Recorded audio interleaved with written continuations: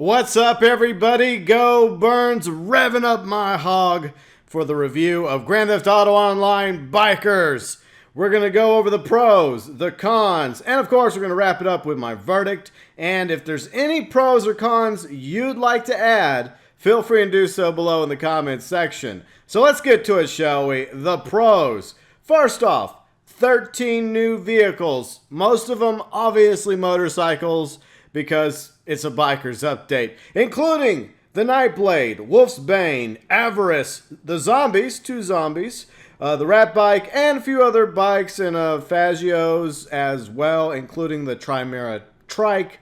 And several of these bikes are actually from Lost and the Damned, which was a DLC in Grand Theft Auto 4. In fact, there's a lot of Lost and Damned content that made it over to the Bikers Update, which I think is really cool. And it's a nice homage to that really awesome DLC that came out for Grand Theft Auto 4 several years ago. Next, of course, is the biker-themed clothing, the hairstyles, the tattoos. Really gives you a biker feel when you're wearing the right cuts, the leather, all that stuff. And of course, the new weapons that came with the Bikers Update, some of which also come from Lost and the Damned, like the sweeper shotgun, the compact grenade launcher, 3 melee weapons, the battle axe, pull cue, pipe wrench. And what's really cool now is you can use all these weapons, including melee weapons, on the bikes. Of course, it takes a little getting used to. We'll talk about that in a moment. Then, of course, some more pros. The clubhouses scattered throughout Los Santos and Blaine County. And they're not too expensive, and they have some customization options to them as well. And, of course, the MCs. You can't have a Bikers Update without having the ability to form your own MC with up to 8 members. That's not too shabby. Plus a lot of other perks that come with being part of an MC. Along with the businesses, it's very similar to how the warehouses are set up to finance and felony. Very similar system, but it's really cool to have another venture in Grand Theft Auto Online you can get involved with, like the various like counterfeiting business, the meth lab, I think growing a little marijuana, a little smoky little cannabis action.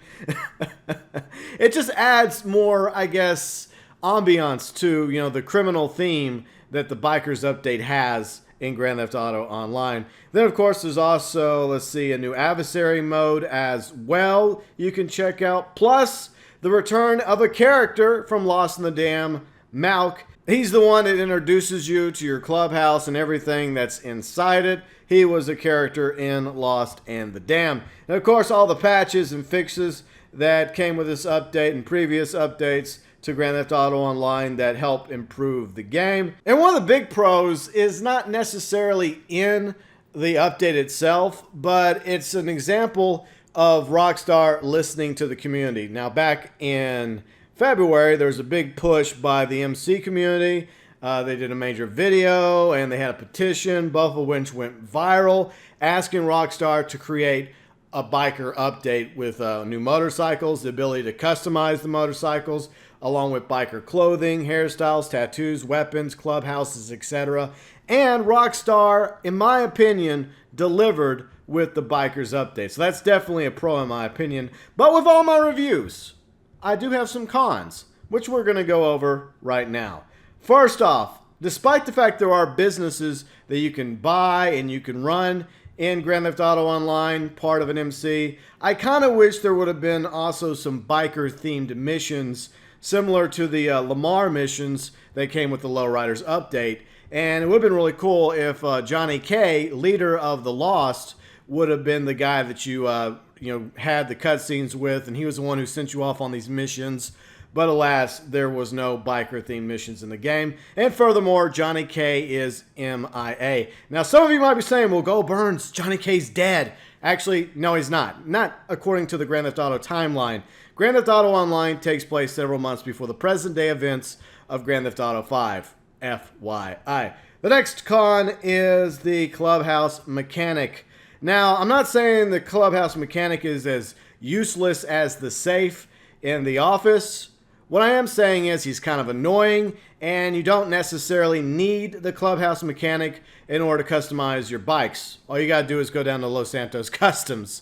So if you want to save your money, I would advise not purchasing a Clubhouse Mechanic unless you just like having that option in your clubhouse. The next con, of course, is that despite how many people have asked Rockstar, we have yet to see the Lost Slam Van added to the game so we could purchase it.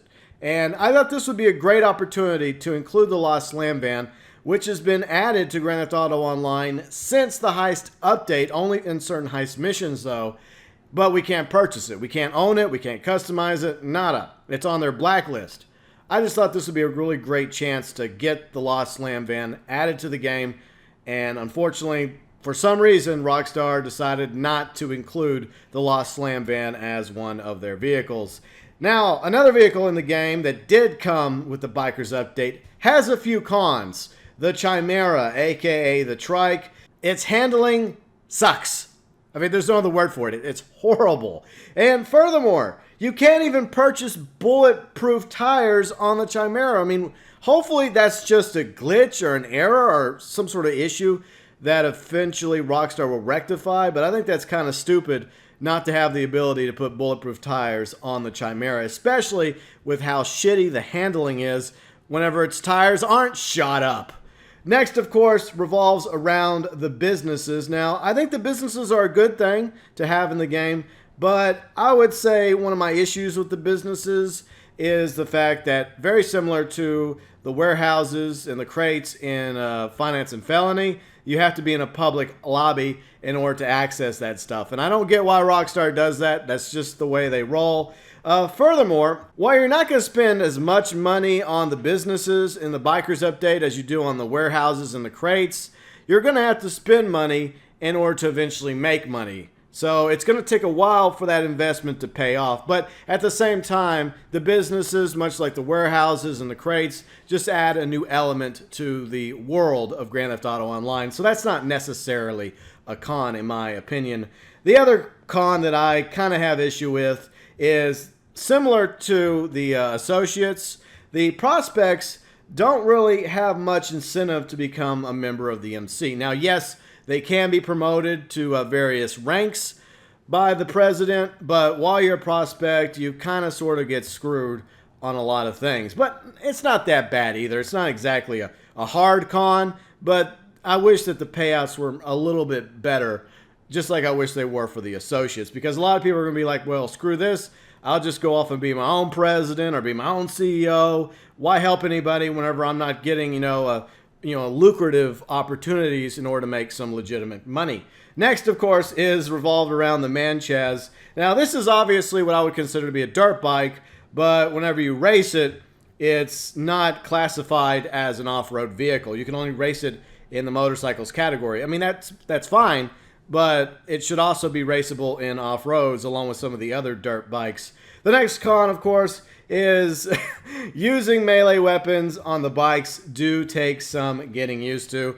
And you may have watched some of my videos. I had trouble trying to figure it out. I actually eventually did. Somebody told me that I had to hold down a button, and then, eventually I got the hang of it. So it's not exactly a hard con, but it wasn't exactly something that, came to me naturally. But it's still cool, though, that the melee weapons can be used now on motorcycles. It's just kind of a bitch to, actually use them and then time them out in order to properly execute a kick or a whack to the head with a pull cue or a pipe wrench. Anyway, so those are my pros. Those are my cons. I look forward to seeing your pros and cons below in the comments section.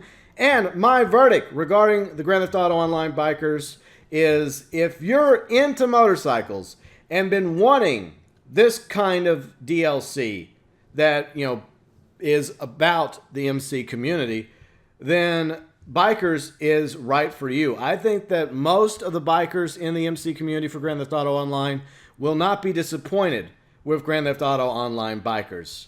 And it's very similar to lowriders in this regard. It's not for everybody. It's part of a niche group of appealing to this group and that group. And I think that's a really cool thing. That's one thing I'm really liking what Rockstar is doing, because they're continuing to make content that's geared towards various groups within Grand Theft Auto Online. For example, the bikers, lowriders, the stunt racers, as well as the racing enthusiasts, the CEOs, mercs, hipsters, etc.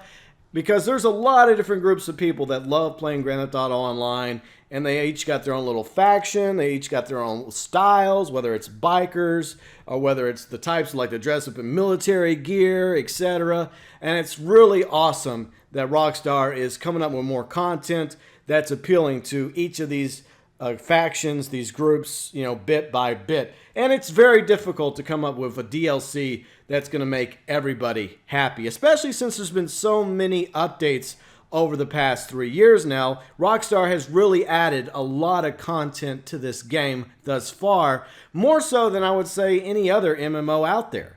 And you don't have to pay a subscription fee for it, unless you count having Xbox Live or PlayStation Plus to that regard. But at the same time, when it comes to Grand Theft Auto Online overall, I really do feel like you get a really good bang for your buck. And as long as people continue to play GTA Online, whether it's as bikers or mercs or lowriders, Rockstar will hopefully continue to cater to the community and continue to dole out future updates that will keep us interested in Grand Theft Auto Online for hopefully months and perhaps even years to come.